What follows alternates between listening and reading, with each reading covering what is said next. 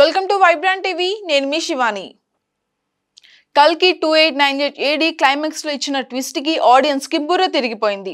పైగా విశ్వనటుడు కమల్ హాసన్ పార్ట్ 2 లో చేసే విధ్వంసం ఏంటో మీ ఊహలకి వదిలేస్తున్నాము అన్నట్టుగా ఒక హింట్ కూడా ఇచ్చారు డైరెక్టర్ నాగశ్విన్.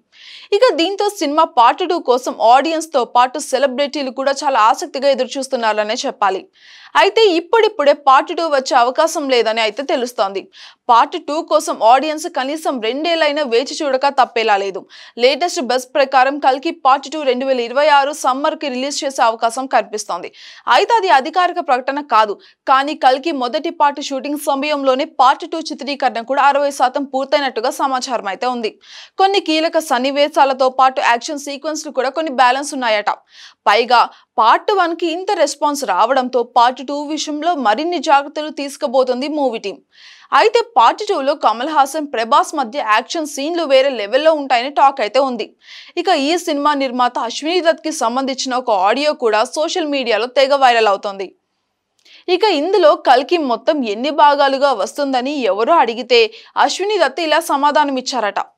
కల్కి మొత్తం కూడా 2 పార్ట్లేనని, ఇక ఆ తర్వాత సుప్రీం యాస్కిన్ కి ప్రధాన పాత్రలో పార్ట్ ఏ ప్లాన్ చేస్తున్నాము అన్నట్టుగా చెప్పారు. మరి ఇది గనక నిజమైతే కల్కి స్టోరీ 2 భాగాల్లోనే కంప్లీట్ అవుతుందన్నమాట. కానీ కల్కి సినిమాటిక్ యూనివర్స్ లో భాగంగా వివిధ పాత్రలతో వేరే సినిమాలు కూడా తీసే అవకాశం అయితే లేకపోలేదు. ఇక దీనిపైన త్వరలోనే క్లారిటీ వచ్చే అవకాశం కూడా ఉంది. ఇక కెరియర్ విషయానికి వస్తే ప్రభాస్ ప్రస్తుతం యూరోప్ హాలిడేకి వెళ్లారు. ఇక అక్కడి నుంచి తిరిగి వచ్చిన తర్వాత సలా 2 షూటింగ్ లో పాల్గొనే అవకాశం కూడా ఉంది.